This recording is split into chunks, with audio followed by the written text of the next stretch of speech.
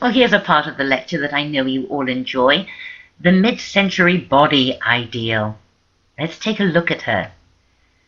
And there she is, the hourglass returns. When did we last see the hourglass figure? You remember, right? At the turn of the century. Do you remember Miss Camille Clifford? She would have been a huge hit in the 1950s. Small sloping shoulders, large, very pointed breasts, a cinched waist, voluptuous hips. And of course, this hourglass body was enhanced by the new silhouette in clothing, which we'll talk about in a bit. Did anyone have an hourglass figure such as this in the 1950s? They sure did. And it was their hourglass figures that made them so famous. People that you may have heard of, like Marilyn Monroe. Of course, she had that perfect hourglass figure. So did Elizabeth Taylor. She had been a child star in the 1940s, but come the 50s she had blossomed, quite literally, into this very shapely, large-breasted woman. This movie star here, Jane Mansfield, you may not have heard of her. She was a bit on the tacky side, sort of a B movie star. Kind of famous for being famous, actually famous for having really, really big boobs. This is why Jane Mansfield became a star, during a decade obsessed with the breast, and we will find out why in a second. And Jane Mansfield, she knew how to work the paparazzi to get attention and publicity. It was so odd, whenever she was out in public at, I don't know, a movie premiere or something, and stepping onto the red carpet, how did it always happen? But whoops! Her boob would fall out, just as the paparazzi were taking her picture. Oh, and then she would be seen, you know, going out to a fancy dinner or gala ball, walking up the stairs, and whoops, her boob would fall out, just as the paparazzi were taking her picture.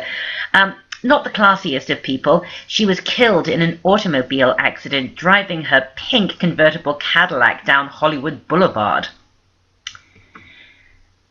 Brigitte Bardot, you see, this is an international body ideal. She had this hourglass figure. And so did Sophia Loren. It transpires that a few of these ladies turned out to be very talented actresses. Elizabeth Taylor, for example, and Sophia Loren. Marilyn Monroe, that's up for grabs. Some people think she was a great actress, others don't. I think she sort of was. Jane Mansfield and Brigitte Bardot could not act their way out of a paper bag, but it doesn't matter. That's not why they were famous. They were famous for having this body. And who else do we associate with the 50s? Who else came to life in the 50s who had this figure? Barbie. Barbie had this ideal figure. It was about a return to femininity after the war. Women had to adopt very masculine roles during the war, remember? And this masculinity was reflected, wasn't it, in those big shoulders of the 1940s. Suddenly it was all about a return to femininity, to womanliness. A focus on the family meant that the breast became really the erogenous zone again. We associate breasts with many things, but one of them is motherhood.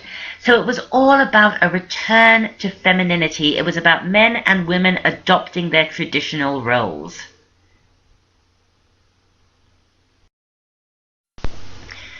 But if you didn't have this body naturally, you could achieve a proximity of it with one of these girdles.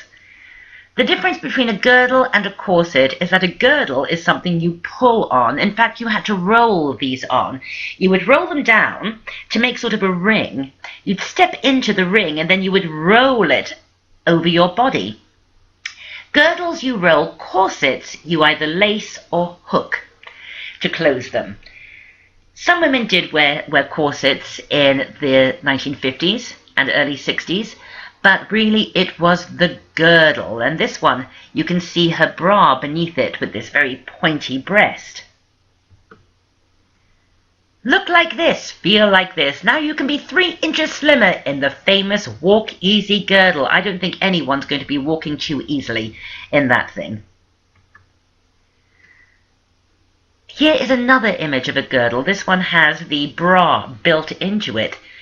These were extremely tight and extremely uncomfortable. I don't know if any of you have worn Spanx ever. I have.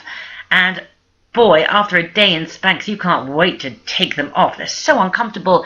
These were so much more uncomfortable than Spanx. And everybody wore them. Because they worked. Look at this. Before and after. Before this lady slips into her girdle, or doesn't slip into her girdle, fights her way into the girdle. And then after. See what it did? Undercover strategy for new glamour. Look at these. These are separate girdles and bras, and these girdles, the one on the right goes all the way to the knees. And you're thinking, why do you need a girdle to go all the way to your knees when skirts were so full? Well, not all skirts were full. Some were very tight pencil skirts. We're going to look at the two main silhouettes of the 1950s in a second. But these are not comfortable, and as you can see, women's stockings would attach directly to their girdles. This is the era before tights. Tights happened in the 60s. And everybody wore a girdle. You would have worn a girdle. I would have worn a girdle. It didn't matter how skinny you were, because it wasn't about being skinny. It was about being curved and pulled in tightly at the waist. Everybody would have worn a girdle. If you didn't wear a girdle, that was not good. You were sort of slovenly if you didn't wear a girdle. People would notice if you didn't have a girdle on. It wasn't ladylike, it was sloppy. But you needed to wear one because look at these shapes. Basically, mid-century fashion simply didn't work without a girdle.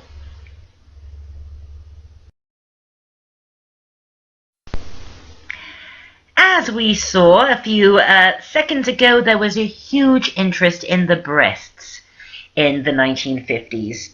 Return to femininity, motherhood, women back in the home, etc. Basically, the bigger and more pointy your boobs, the better it was.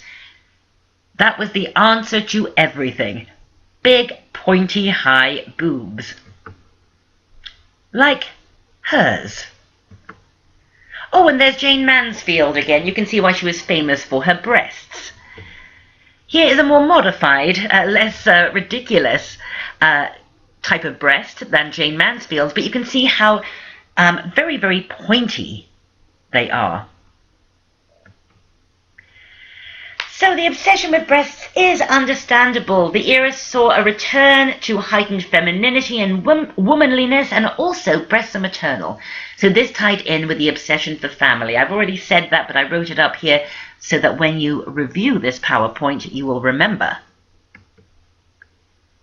But why the cone shape? Yeah, I get why they were big, but why this weird cone shape? Like this. Well, here's a theory. What was the other big obsession of the 1950s? It was space. The space race. The world was obsessed with rocket ships. So look at that rocket ship and then look at the girl and her boobs on the right. Don't you think that those cone shapes look a little bit like the head of a rocket? Interesting. Fashion is not an island. It's always a response. But what if you simply couldn't throw a swell front? Do you remember when we read that expression when we were doing the turn of the century on that joke postcard, throw a swell front? Well, what if you couldn't throw a swell front naturally? Well, then you would insert falsies, these little padded false boobs into your bra. So you'd buy a bra a couple of sizes too large, and then you'd put your falsies in. There were some ridiculous alternatives to artificially enhancing your bust. Look at this. Do it yourself. The blow-up bra. You'd put your bra on and then you would blow into a little tube and inflate your boobs. Like this lady is doing here. How utterly ridiculous, but it shows you the importance placed upon breasts, upon having this hourglass figure. And I think it must have really affected some people terribly. Look at this, some sort of con run in a local paper here. Full of bosom, become desirous, enjoy new romantic triumphs. Highly successful methods. You sent your money away and God knows what they sent you. Oh, an easy to follow 64-page booklet. And no booklet is going to enhance your breasts, is it? So I think that this really did sort of feed into a lot of insecurities for women who didn't naturally have large breasts. Skinny girls are not glamour girls. Well, that's good news for me. But you can see this obsession with curves. Good news for thousands of girls who have no sex appeal. Thousands gain 10 to 25 pounds quick with ionized yeast. You see, it wasn't about being skinny. You had to have a tiny waist. But that tiny waist was no good unless you had that curve to go with it. The large breasts and the large rounded hips. But what if no amount of inflatable bras or ionized yeast could help you throw a swell front? Who could you turn to for inspiration? Audrey Hepburn.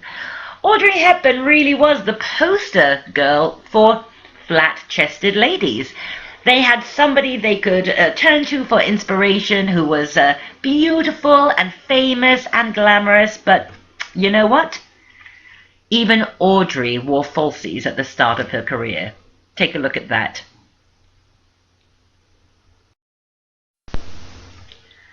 The dominant fashion idea.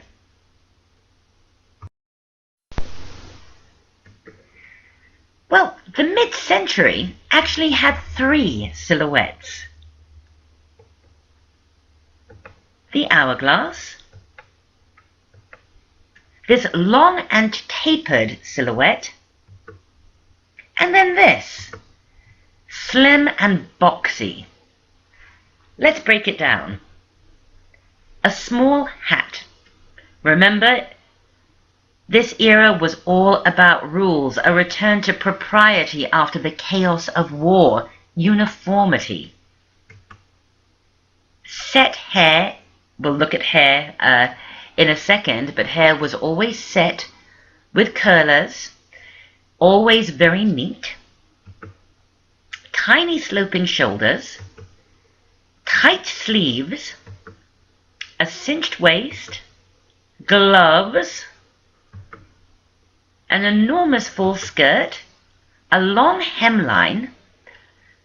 Remember, we're going to look at why the new look happened, but you remember how skirts got shorter in the war years because of rationing, right?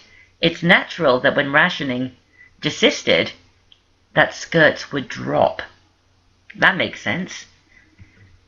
And then pointy-toed stilettos or kitten-heeled shoes. That's your first silhouette. On the second silhouette, everything's the same apart from a tight pencil skirt. And on the third silhouette, this boxy jacket, cardigan, or sweater, this very boxy look with the slim skirt. These are the main three silhouettes of the mid-century era. So many of you have told me that you like it when I do the beauty ideal best. Guess what? I like doing it the best too. It's my favorite bit. There she is again. All right, let's transform our lovely, pretty, generic friend here into the pinnacle of 1950s beauty. It starts with very thick eyebrows. You know how I love to analyze fashion and why it happens the way that it does. I have still yet to come up with a reason for the thick eyebrows of the 50s. Maybe we can discuss it in a discussion board or something, and you can give me your theories. So, big, thick eyebrows. And if you didn't have naturally thick eyebrows, what did you do? Well, you'd pencil them in. And then we see very bright eyeshadow. These new colors. Do you remember? It was all about newness in the 50s. So, Think about how these new colors we were seeing, turquoise and seafoam and corals, of course, they would translate to makeup. And then what really marks the mid-century era is, of course, the cat eye. Why was that popular? I think you figured it out. It changed the shape of the eye. It gave the eye a new shape. This era was obsessed with new shapes, the boomerang shape, the starburst shape, of course, a new shape for the eyes, and then false eyelashes. All of the attention in mid-century makeup is on the upper lid of the eye. And then rouge in one of those lovely new coral shades. And primarily a dark lip throughout the 50s, and as we move into the early 60s, we see coral tones, lighter tones in the lip. And then we'll give her a 1950s hairdo, and voila, she's Audrey Hepburn. So many of these movie star looks really were created with makeup, you know. Not that Audrey Hepburn wasn't a beautiful woman without it. Of course she was, but makeup really gave her her quintessential look, didn't it? But this look with the thick eyebrows was across the board. There's Elizabeth Taylor. She was another beauty icon that everybody wanted to look like. As was she, and you can see that turquoise eyeshadow there, and the cat eye. You should probably know who this beautiful flame-head woman is. Her name is Susie Parker, and she was really the first supermodel. What makes somebody famous in fashion? I always think somebody knows they've made it when their name is known outside of the industry. And in this era, everybody knew who Susie Parker was. She was from Texas, and she was beautiful, tall and healthy and fabulous, with this very elegant, sophisticated face, because, of course, the 50s was all about sophistication, a return to propriety, all about being very grown up and sophisticated. That's how she looked until she opened her mouth, and she had the thickest Texan drawl. It was really quite charming. She tried to break into movies, but the first time she appeared on screen in a big budget movie, she appeared in the frame looking absolutely stunning, opened her mouth to speak some dialogue, and the whole audience burst out laughing. So poor Susie Parker.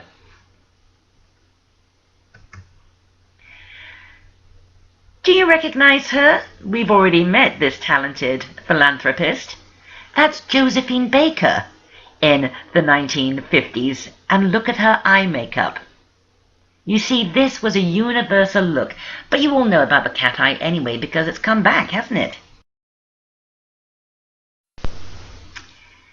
The interest in new and futuristic shapes goes to the head, quite literally. Hair became short.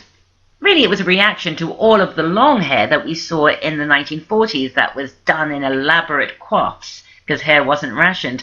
Hair becomes short, it's always set, and we see these new shapes come into play.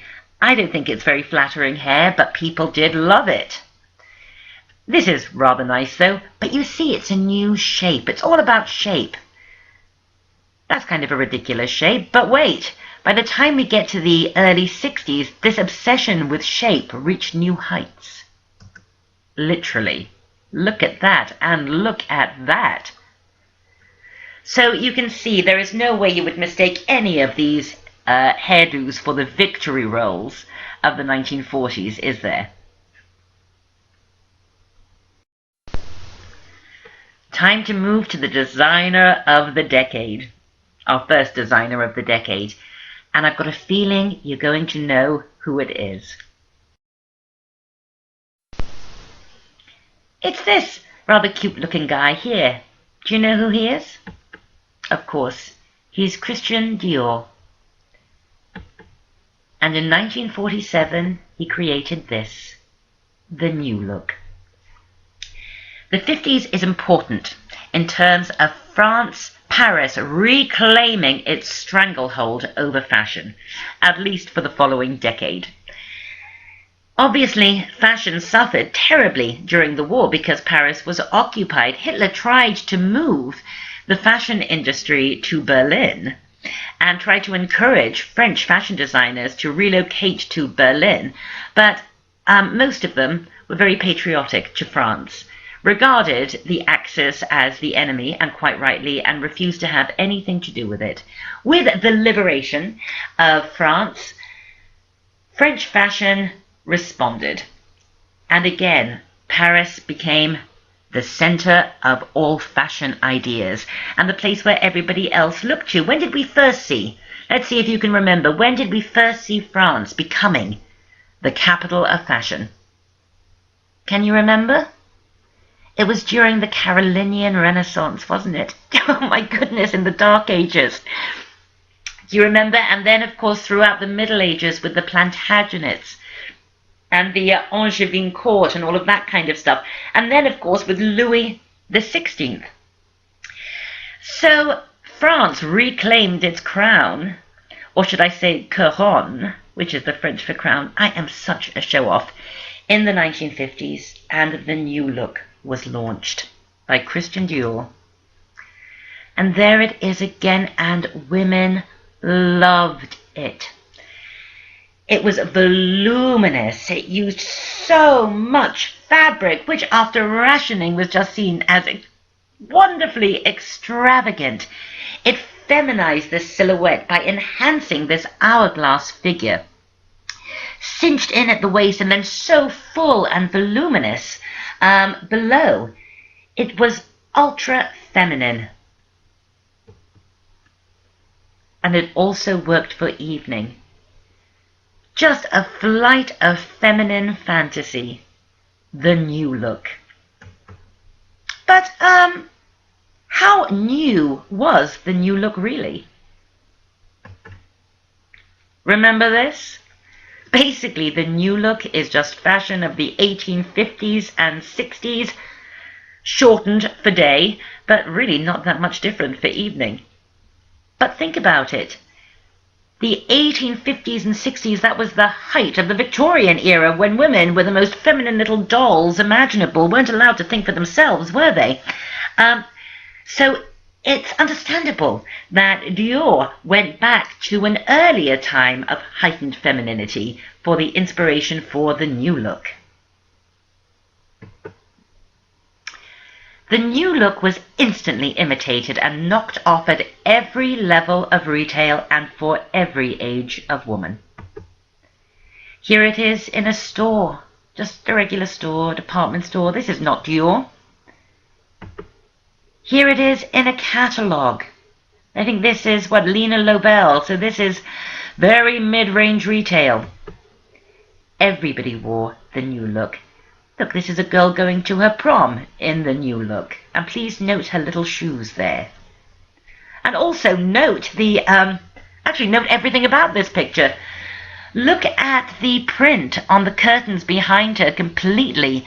Those new designs and new patterns. Look at the color of her couch.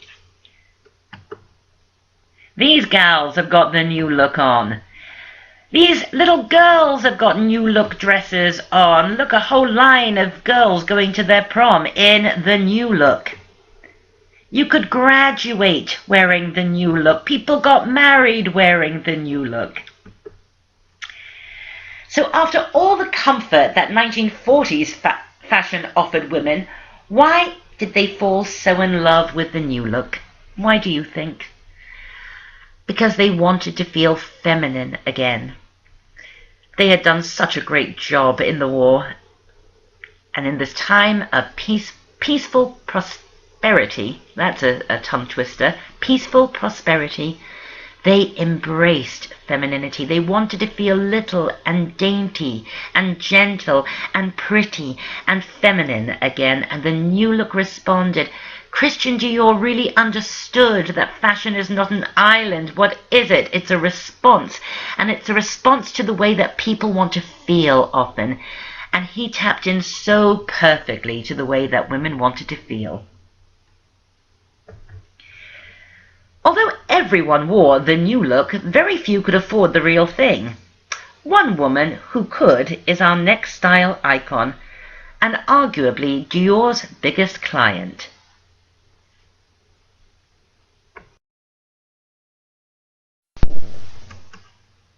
Meet Eva Peron, also known as Evita.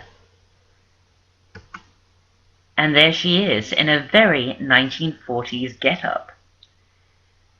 Who was Eva Peron? Well, Eva was born Eva Duarte, a dirt-poor Argentinian peasant girl.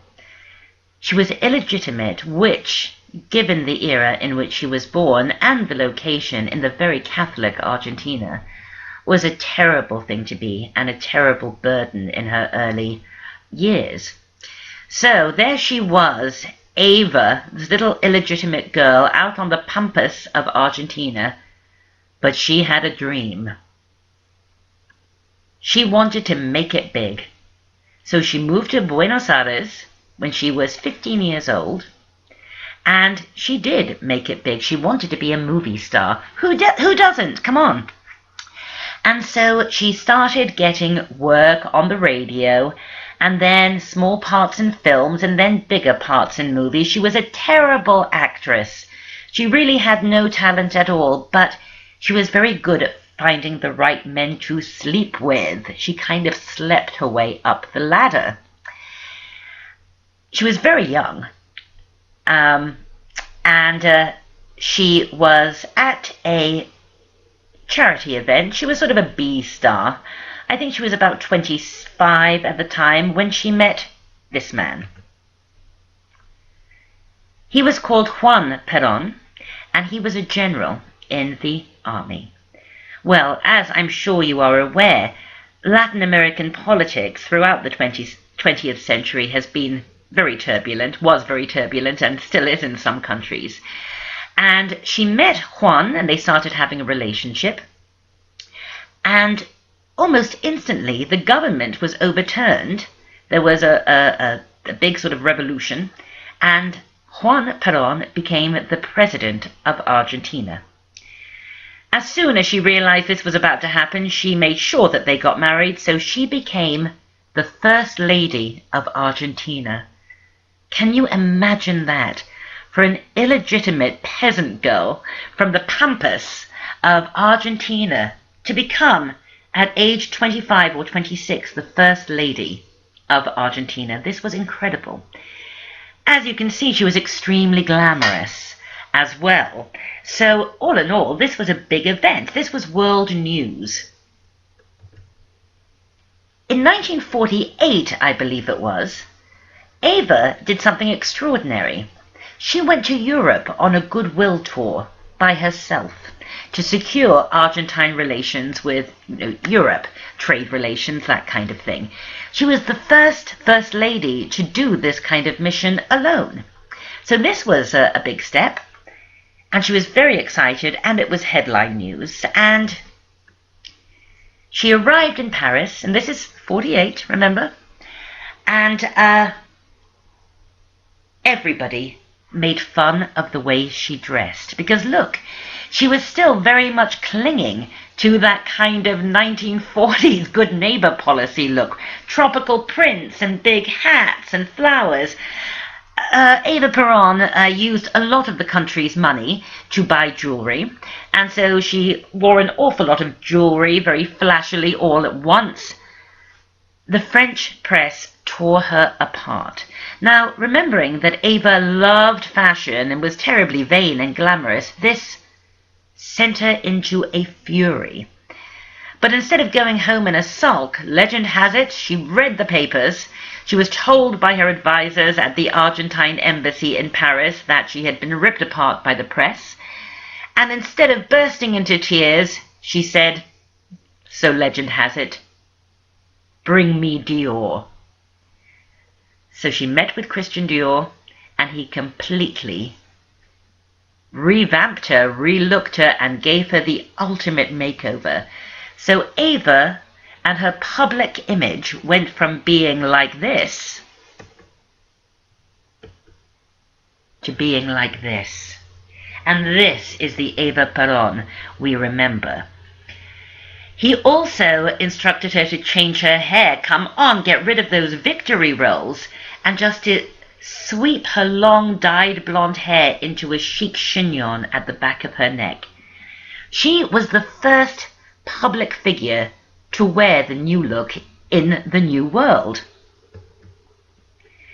He also designed her some fabulous iconic suits like this one.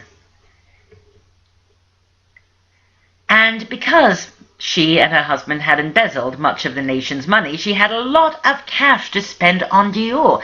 This is Eva with her maid or assistant or dresser or somebody like that in just one of the many rooms devoted to her Dior wardrobe. And look at this gown here. Absolutely incredible. Eva Peron really understood that politics and fashion go hand in hand. She hated the middle classes and the upper classes. Why? Because they had been the people who had been so cruel to her when she was an illegitimate little girl. But she loved the workers, the working classes.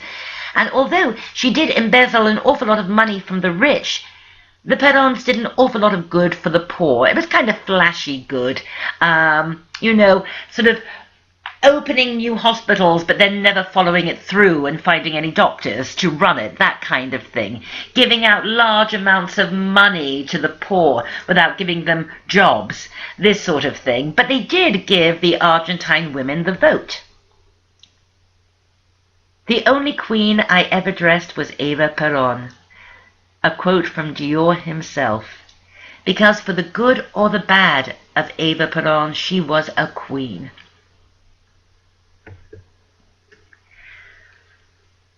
I tell you what, her star shone bright, but it did crash and burn very quickly. When she was only about 32, she started to become very ill. She was terribly afraid of doctors, though, so she didn't go for checkup. She didn't go to find out what was wrong with her until it was much too late. And then it transpired she had ovarian cancer. She was the first person in Latin America to receive chemotherapy. That was a new drug, a new treatment available, and she was the first woman in Latin America, I believe, to receive it. Or maybe she was the first woman to be x-rayed. No, that can't be right. Anyway, she was one of the first people to get a famous treatment. It was either chemotherapy or x-ray. But it was all to no avail. Here she is, giving one of her famous speeches, and her husband, Juan, has to hold her up because she is so weak and fragile. She died, and look at her funeral procession. Incredible. Absolutely incredible. Millions of her fans and supporters swarmed the streets of Buenos Aires.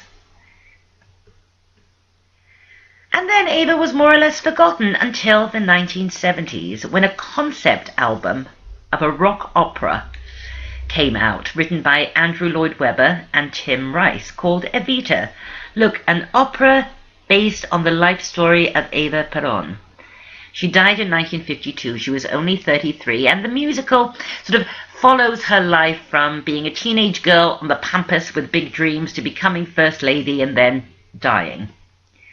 The concept album was then very quickly turned into a West End musical called Evita. That transferred to Broadway and became a musical on Broadway.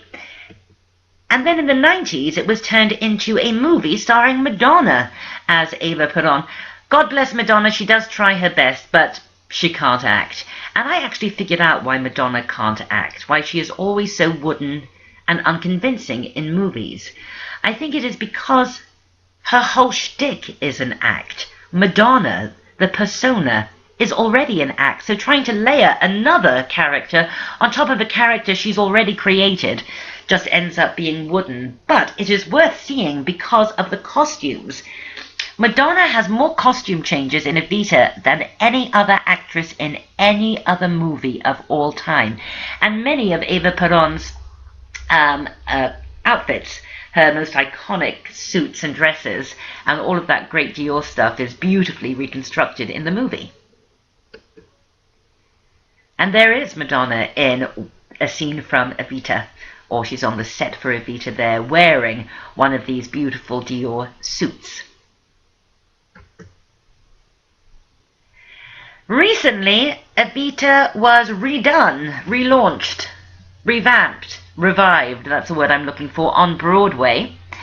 And I went to see it actually, and it also featured Ricky Martin, who was fantastic, the handsomest person I've ever seen in real life. Fashion loves Evita because it's so iconic, especially this look of her standing on the balcony of the Casa Rosada, which is the sort of the Argentine answer to the White House, with Argentine flags and microphones, putting her hands up as she addresses the party loyal. And here we have a fashion shoot, obviously inspired by Eva Perón, as is this one. This is actually Kurt Cobain and Courtney Love's daughter, Frances Bean, in a fashion shoot where she is channeling Evita. And there is the real thing in a beautiful Dior gown and evening coat. Considering that Eva Perón was a woman who died in 1952 in a country, you know, that's not America or England or one of these nations that are always in pop culture news. She has really been remembered, which is just as well, because my biggest fear in life is to be forgotten. So I wanted you to be aware of this really incredible woman.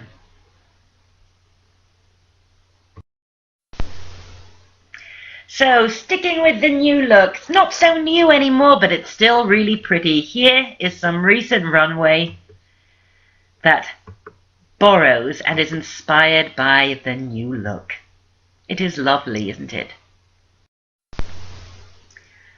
Yet there was another look that marked the decade, so let's meet the second designer of the decade. Hello again. Yes. It's Coco Chanel. Coco, as you know, went into hiding at the end of the war, and we all know why, because she had been very unpleasant and disgusting during World War II, hobnobbing with all of those Nazis. So she went into hiding in Switzerland for a while, but then she had to come out of hiding because nobody hated the new look more than Coco Chanel. She had to come back to Paris, and basically she had to take control of fashion again. And she and Dior had completely different objectives. You can understand why Coco hated Dior. First of all, she hated everyone, didn't she? She hated Schiaparelli, remember? She hated Dior. Because everything he did with the new look ran counter to everything she believed about fashion. Remember, fashion should be wearable, it should be practical, it should be comfortable. A woman should live her life in it. This new look with its girdles and its corsets and all of this fabric and the little shoes, she hated it. So she came out of exile, self-imposed exile, to put things straight. And she put them straight literally with this, the Chanel cardigan suit. Boxy, comfortable. You'd still wear a girdle with it, of course, because everybody wore a girdle, but look how comfortable this is. Look how this would flatter anyone. You didn't have to have a tiny waist to look good in this practical, beautiful, elegant, sturdy, workable, livable, practical, all of the key words that mark Chanel, suit. And there it is again, a little bit later, going into the early 1960s. And there it is on a model, so you can see just how elegant it was. American women particularly loved this new silhouette, not the new look, but the alternative silhouette. And women would wear both. In their wardrobes, they'd have Chanel silhouette and they'd have Dior silhouette. And the Chanel cardigan suit was instantly imitated and knocked off at every level of retail and for every age of woman. There it is, in a Sears catalogue. Here it is again. You can see it's the same idea. And there it is again, very boxy. And there it is again. None of these are Chanel. You understand that, right? But this is how fashion functioned then. A designer would create something, then everybody would knock it off and it would become the standard. And as you know, for the following 60 years, every season Chanel offers a tweaked version of the original and proven to be a truly timeless classic. Okay, let's do an anatomy. And we'll use an original mid-century shop mannequin for our anatomy. First things first, squeeze yourself into that girdle. Then add your stockings. Then your tight, uncomfortable little pointed shoes. And then your new look style dress. Gloves were mandatory. Remember in the 1930s how you couldn't go out without your gloves on? The same is true for the 1950s. As well as your little hat. And we'll give her a little purse, and then, to really make her fashionable, we have to give her the accessory of the 1950s. A poodle, a French poodle. You'll figure out why in a second. But all of those undergarments are also essential for the streamlined silhouette of the 1950s. She needs her little hat, she needs her glove, and what is she missing? Yeah, she needs her own poodle. So the story of mid-century garments could not be told without mid-century undergarments. And people really did dress this way. They really did that. Be they wearing the new look silhouette, or be they wearing clothing like this, that very long and tapered silhouette. Wow. Men. Menswear in the mid-century era won't surprise you at all, and it can best be described with the title of a best-selling novel of the era. The Man in the Grey Flannel Suit. This is what men of the era wore. They wore their grey flannel suits. They all wore hats. It was all about uniformity, conformity, and they all wore these thin ties. Like this. This is how men dressed. Enough said. So let's visit our first cultural hotspot of this lecture. Paris! Paris was an obsession, especially in the United States, for a number of reasons. One of which was definitely fashion. The re-emergence of fashion from Paris, the new look. Also, the world sort of got behind France again after its terrible experience during World War II when it was occupied. Paris just became an absolute obsession. Another reason, I think, is because the mid-century, the 1950s particularly, was all about a return to sophistication after the ravages of war, and I think people saw Paris as being a particularly sophisticated place. Okay, this obsession with Paris, of course, we can find it in Hollywood of the 50s. Big Technicolor musicals like An American in Paris. Funny Face, which I hope you've all seen, a wonderful movie about fashion starring Audrey Hepburn and Fred Astaire. Gigi, another movie musical set in Paris. And this weepy romance, The Last Time I Saw Paris, with Elizabeth Taylor. If there's one movie I recommend you give wide berth to, it's this one, The Last Time I Saw Paris. What a stinker. However, you have got to see Funny Face. An American in Paris is also a wonderful movie. So, in Hollywood, we see Paris romanticized incredibly. At the same time, a new philosophy emerged from Paris. Existentialism. French existentialism, it was known as. Basically, it's a philosophy that asks The question, why are we here? Why do we exist? Hence existentialism. And the father of existentialism is Jean-Paul Sartre. It was hot. It was new. Everybody was talking about existentialism and pretending that they understood it. It was cocktail party talk. And then we see all of these sort of bits and bobs and emblems that signify Paris, excuse me, like the artist's palette. This is a pin, and so is this. The artist's palette was one of the big motifs of the mid-century era. You would see it in costume jewelry, like here. You would see it in print, on textiles, for curtains or dresses. Why an artist palette? Because that is where the artists are. You know, these images of guys in berets painting on the banks of the Seine. But nothing captured the spirit of Paris more than the French poodle. Poodles are everywhere in the 50s. Here is a little poodle pair, a little poodle couple, just a little ornament there, like this, a poodle. Here is a poodle compact. This is Lucille Ball with the poodle cut. Poodles were everywhere. People were nuts about poodles. Why? Because poodles come from France. They are called French poodles. The poodle cut, I wrote it up there to remind you. And so now you understand why we have the poodle skirt in the 50s. It's not about poodles, it's about Paris. You don't see giraffes on these skirts. You don't see hippopotamus on these skirts. No, you see poodles, because poodles come from Paris. They come from France, the French poodle.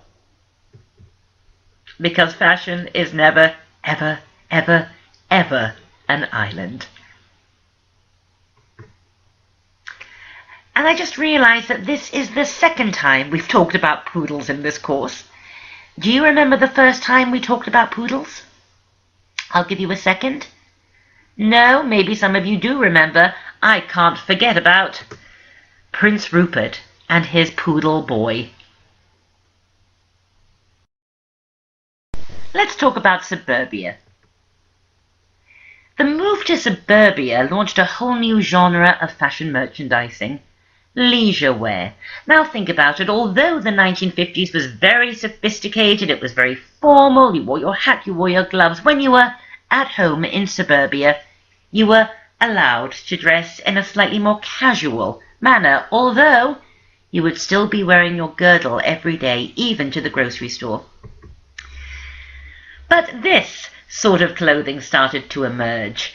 Fun, light, items like capri pants. Here, for example, Bermuda shorts, especially on guys. Finally, guys could, when they were at home only, they could take off that grey flannel suit and put on a pair of these rather dapper Bermuda shorts in the mid-century era. But please note the shoes and socks with the shorts. That is never a good fashion look. Can't get too informal. It's the mid-century, remember. It's the Cold War. No sneakers, no sandals. You've got your shiny shoes on and your socks, but hey, you're letting your hair down a bit with your Bermuda shorts. Well, during the war years and the years immediately afterwards, there was something called the baby boom. I'm sure you have heard of this, an awful lot of babies being born, and this boom would continue throughout the mid-century era. Meaning that by the time we get to the mid-1950s, certainly going into the latter part of that decade, and then into the 60s,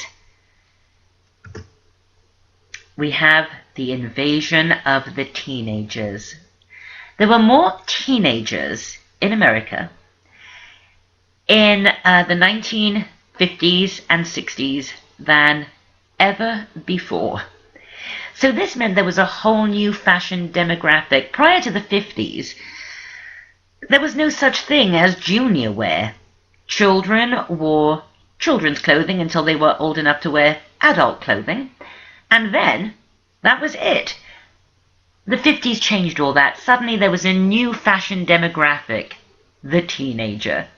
So let's take a look at the 1950s teenager. There were two types of attire. Let's look at the nice teen. Like these three girls here. Look, they don't actually have poodle skirts, but she has an Eiffel Tower on her skirt, so that's terribly in keeping with the craze for Paris. And the girl on the right has a glass of champagne, and of course champagne is from Paris. But look, there's a little mouse. Is that Jerry from Tom and Jerry? Drinking from the glass or stirring it or something like that. So very childlike, really, kind of babyish, but fun. But look, they've got high heels on, they have the new look, they have those very pointy breasts, so they have a very adult silhouette.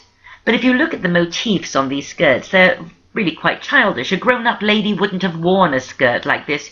You guys, you would be too old to wear a skirt like this. This was for somebody who was 15 or 16. Look at these girls. They have a new look silhouette, but they're not old enough to wear girdles yet.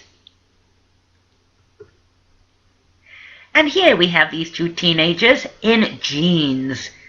This is really when the blue jean became the uniform for teens, rolled up at the bottom. Now, this is a very rockabilly look. Why did kids in the 50s roll their jeans up? The answer is so simple, the rolled jeans.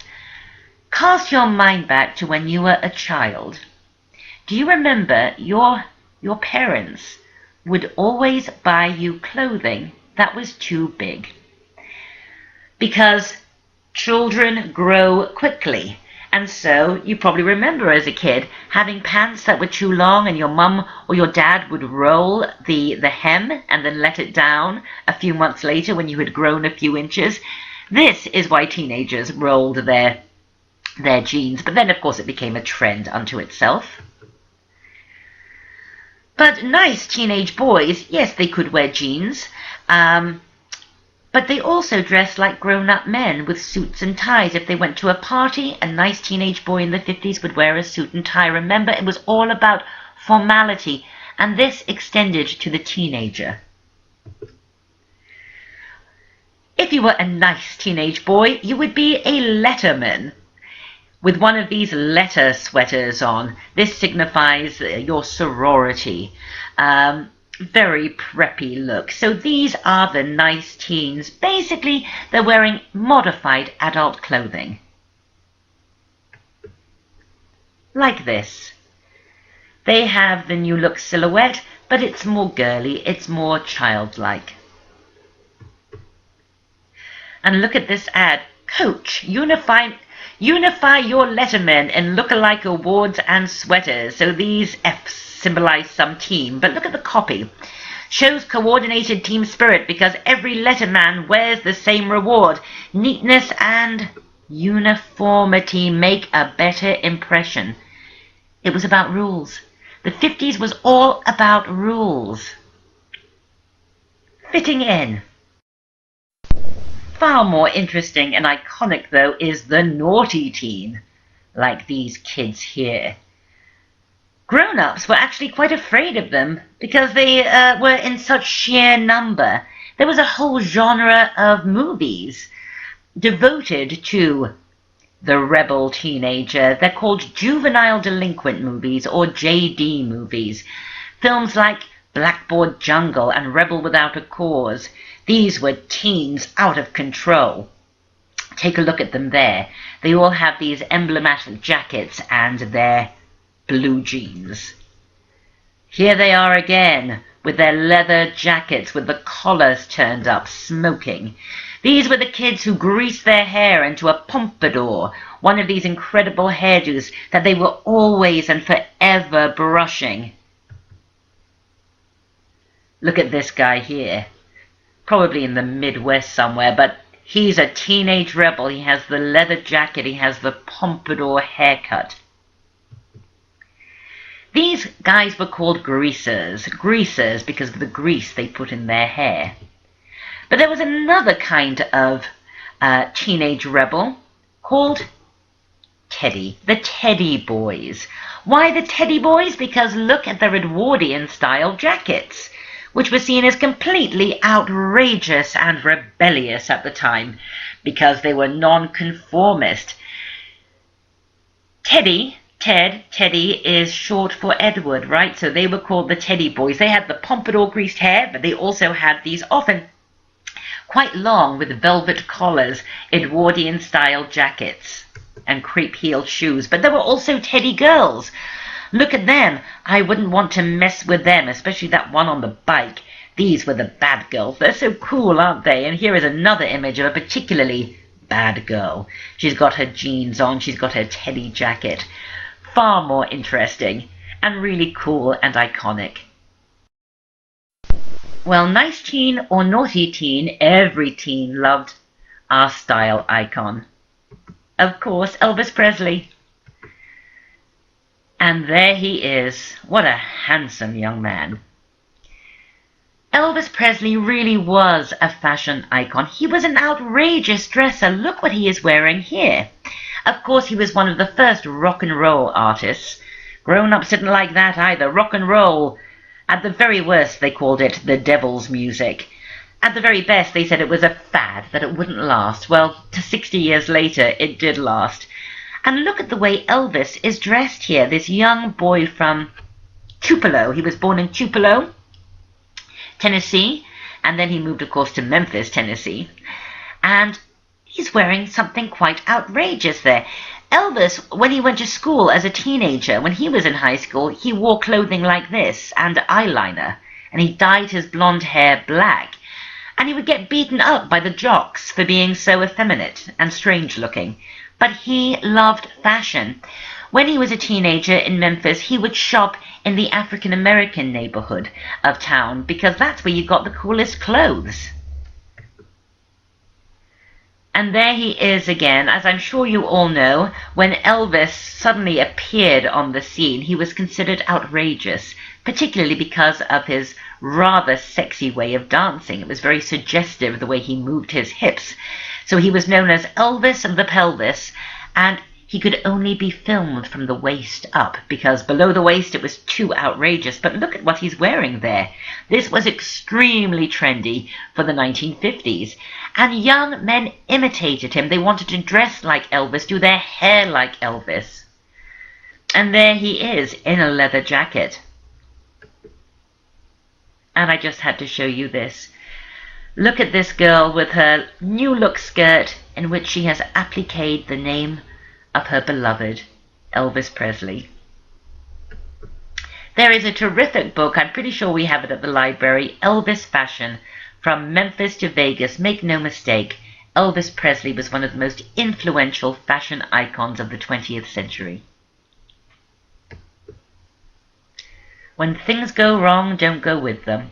That's a lovely quote from Elvis, but unfortunately, when things started to go wrong for him, he went straight with them and ended up dying at 42 of various kinds of abuse. But really an icon and one of my favorite people. Long live the king.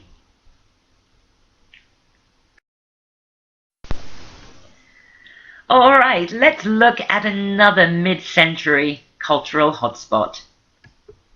The South Pacific. The craze for Polynesia, Hawaii, the South Pacific, all started when a young Norwegian anthropologist called Thor Heyerdahl sailed a balsa wood raft from the coast of South America to the Pacific, to the Tahitian Islands, and kicked off the tiki craze. At the same time, this book won the Pulitzer Prize, Tales of the South Pacific, by James A. Michener. It is a novel about servicemen and nurses stationed in the South Pacific during World War II. Now remember, the war had just ended, but people were actually starting to feel a bit nostalgic for the years they had spent in service during World War II in the South Pacific doing such heroic things. So all of this conspired. At the same time, Hawaii became a state. An American state, the 50th state. South Pacific was then turned into a musical on Broadway, which became a big hit movie musical, and all of this conspired to launch the tiki craze, this absolute craze for this kind of fake Polynesia. Look at these menus from various restaurants in America. The Kahiki, Johnny's Tiki Hut, the Luau, the Bali Hai, the Islander. This is where those uptight men in the grey flannel suits and their perfect housewives could go and let their hair down, unleash the savage within by drinking a Mai Tai and putting a plastic lei around their necks. It was fun, it was escapism, it was really the flip side to the obsession with the future and science. And of course it would have a fashion knockoff, the sarong dress. Look at the prints on these sarong dresses. So a sarong dress, as opposed to being a real sarong, it was, as you can see, this kind of slim, tapered, mid-century silhouette, but ruched at the side to give it a kind of tropical feel, often worn with a little bolero jacket. And here you see it again. And look at the way that detail falls down the back. It's almost like a robe à la française, isn't it? And of course, the Hawaiian shirt. This is the era when the Hawaiian shirt, the aloha shirt, was worn by everyone. This counted as leisure wear. The man in the grey flannel suit, that Madison Avenue executive, could go home to his house in the suburbs of Long Island and go native by putting on a Hawaiian shirt. And here's Elvis wearing a Hawaiian shirt in the movie Blue Hawaii, the quintessential tiki movie. But not every young person in the mid-century era loved Elvis. Some were far too cool, far too hip, far too alternative, far too artsy, and far too intellectual for rock and roll. They only listened to jazz. Meet the Beatniks. Who were the Beatniks? Well, the Beatniks were the hipsters of their day. This was the youth counterculture. They were the beat generation. Beatnik was actually a derogatory term. Kind of like we call somebody a hipster today. We're sort of being a bit sarcastic and mean, aren't we? It was the same then if you called somebody a beatnik. You were making fun of them. They were very influenced by the beat writers like Jack Kerouac and Allen Ginsberg. They were also completely into Jean-Paul Sartre and French existentialism, which is why they wore French fishermen's jerseys. You know, the striped jerseys, the Breton shirts. Here they are, some beatniks. What did beatniks do? Well, these kids would meet in coffee shops, coffee houses, cafes, and listen to beat poetry. They would recite it to each other. And they had a uniform. They wore berets. Kind of a cliché beatnik in his striped Breton shirt and beret and goatee beard. But this is actually how many of them dressed. The guys grew beards, which in a time of clean-cut conformity was outrageous. And he was considered, this guy here, somebody like him, to have terribly long hair. Sometimes men wore sleeveless tops like this. Outrageous. And there she is reading poetry to him in a coffee shop in Greenwich Village. Greenwich Village was the hub of the beat world, of the whole beat scene. And there is a beat chick. Yes, Daddy-o, they used words like chick and cat. They were hip, they were hip, they were happening. Going into the Gaslight Cafe, one of the hubs of the beat scene, where she was probably going to go and listen to beat poetry and bang on some bongos. But beatniks soon hit the mainstream. Look at this ad. Magnifique! Delightfully different by the beatnik beret. Of course they wore berets because they were also caught up in the obsession for Paris and France. But they were the counterculture, so their spin on it was berets and existentialism and left bank artsy fartsiness. The cliche beatnik would live in a studio in Greenwich Village, which, believe it or not, in the late 50s, early 60s was one of the cheapest places to rent an apartment in New York.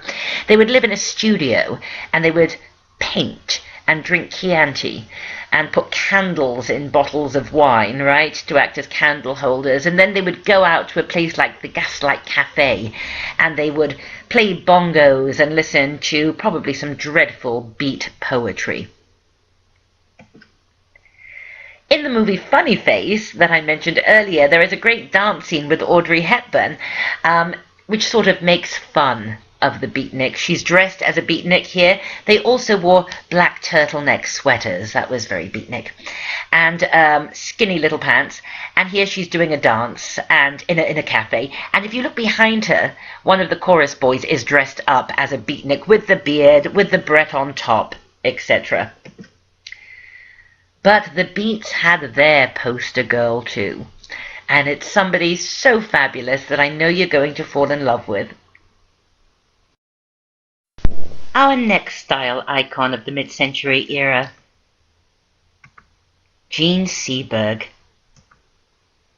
And there she is, lovely Jean Seberg. Who was Jean Seberg? Well, she was a fresh-faced girl from Iowa. And there she is, as a fresh-faced girl in Iowa, and her story is rather incredible. In the late 50s, a very famous movie director was making a remake of Joan of Arc, the tale of Joan of Arc, and he wanted to cast an unknown young actress, a teenager, somebody who would have been Joan of Arc's age, to play the lead. And as sort of a publicity stunt, he did a sort of casting audition, sort of like an American Idol type of affair, throughout America, looking for his Joan of Arc. When he arrived in Iowa, some girls went to audition for him, and he saw this girl, and he thought, that's my Joan. And the first thing he did was cut all her hair off. This changed everything for young Jean Seberg. The film was a terrible flop. Everybody hated her performance because she was so natural. American critics despised her performance. However, the new French movie directors of the Nouvelle Vague loved her unaffected natural performance and short hair, and she went to Paris and became a huge star there, and then became a huge star in America on the back of being a huge avant-garde movie star in France. And she had a look that was all her own, but soon imitated, especially by the Beat Girls.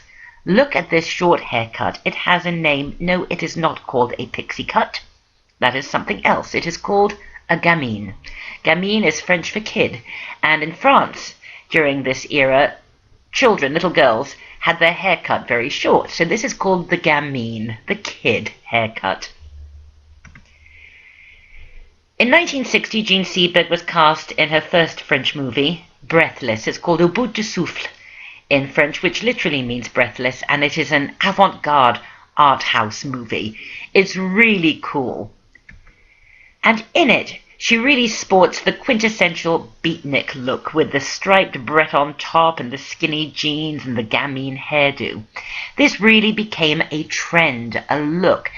And Jean Seberg took it to absolutely fantastic new heights. She was a very clever young woman. She learned to speak fluent French in 6 months, and in fact she lived the rest of her life in France, with several quite disastrous trips back to the United States, which I'll tell you about in a second. She truly was lovely. She was a huge fashion influence on the kind of young, hip girl. I mentioned that she had some disastrous trips back to America, and they were pretty disastrous. She was a very good-hearted girl. She was an intellectual, very much an intellectual, and she, quite rightly, got behind the civil rights movement. But she aligned herself to the Black Panthers, who were, America's #1 enemy at the time of the American government, Malcolm X and the Black Panthers. She aligned herself to the Black Panthers and financed quite a few Black Panther operations. The FBI hated the Black Panthers and decided to make an example of poor Jean Seberg. They started a campaign of false rumors and lies about her to discredit her. They bugged her phone, they bugged her apartment in Paris, they bugged her parents' house in Iowa. They planted false stories about her in the newspapers, stories that she had been unfaithful to her husband, stories that she was pregnant with Malcolm X's child, everything to discredit her, to humiliate her, and there is a word the FBI use, and it's called neutralizing. They neutralized Jean Seberg. There is a book about it that came out a couple of years ago, The FBI versus Jean Seberg, Neutralized. They destroyed her life. They truly did. At the height of all of this, she had a miscarriage, she had terrible depression, she tried to kill herself, and eventually, I think she was only about 40. Because they didn't let up, they just carried on doing this for the rest of her life. She did kill herself. Or did she? She was found dead in her car in Paris. And she really had a horrible, tormented life, which started with such incredible promise. But needless to say, fashion loves Jean Seberg and goes back to her quintessential breathless look time and time again. Yet the woman who really had the biggest influence over what real women wore and how they wanted to look in the mid-century era was not an existentialist, wasn't a hipster. She was a housewife, a married lady, and a mother of 4. This lady, Jacqueline Kennedy, the First Lady of the United States. And look at this gorgeous picture. And there she is with her husband behind her, President John F. Kennedy. Everybody wanted to look like Jackie Kennedy. You have to believe me. She was so lovely.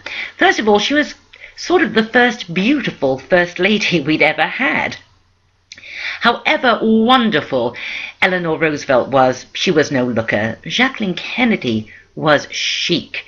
She was beautiful. She was groomed. She was stunning, and she had a dress sense that absolutely encapsulated how the well-dressed, sophisticated and elegant woman wanted to look in the early 1960s. And they wanted to look like this. Simple, chic, boxy, bright colors. The only adornment you see there, apart from a big button, is the string of pearls. That was sort of her trademark. Look at this coat. This coat actually belonged to Jackie Kennedy. So beautifully tailored, but so simple, and again in that wonderful bright color. But nobody could do evening quite like Jackie either. Take a look at this. Again, though, see how elegant and simple it is. And everybody wanted to look like her, and I'll prove it to you. She is going for the Jackie look. They are all going for the Jackie look, especially with those pillbox hats and those very boxy suits. They are all going for the Jackie look with the sleeveless shift dress. She's going for the Jackie look. Look at that hair. I wonder who these people are. Do you notice anything else about that mid-century modern picture of that lady in the red dress? Look at the poodle on her mantelpiece. Yes, it all happened. It's all true. She's going for a slightly less classy version of the Jackie look, with her plastic-covered furniture and cigarette in her mouth. However, she's got the same color hair. Lots of women dyed their hair to be the same tone as Jackie, and she has that boxy tailored suit. And also look at the mid-century motif on her curtains, and the color of her couch, and the color of her curtains. It's when you look at real people, I have no idea who these people are in the snapshots that I show you, you can see that all of this really did happen. That was the palette of the mid-century that we looked at earlier, wasn't it? This is a slightly classier embrace of the Jackie Kennedy look. But nobody beat Jackie Kennedy. And here is a lovely quote for those of you who might still be a little too into your Facebook. I want to live my life, not record it. I love that. On November 22nd, 1963, Jackie Kennedy and her husband Jack flew to Dallas. And I think you know what happened. They were on a motorcade driving through the city, lots of cheering fans, and Kennedy was assassinated. And that is the moment of impact. He was shot in the head, and Jackie, just acting instinctively and in shock, climbed on the back of the car to reach for some of his brain and scalp that had, exploded. I can't imagine the trauma that this poor woman went through, and the country went through. Look at that headline. Imagine seeing that. It was a dreadful day, and the pink suit that Jackie is wearing has really gone down in history as being one of the most famous articles of clothing ever, simply because it's so linked in with that dreadful moment. With Kennedy's assassination, the optimistic mid-century era died with him. America, sad and disillusioned with itself, looked beyond its own shores for cheer and inspiration, and by doing so, the 60s as we know it swung into action.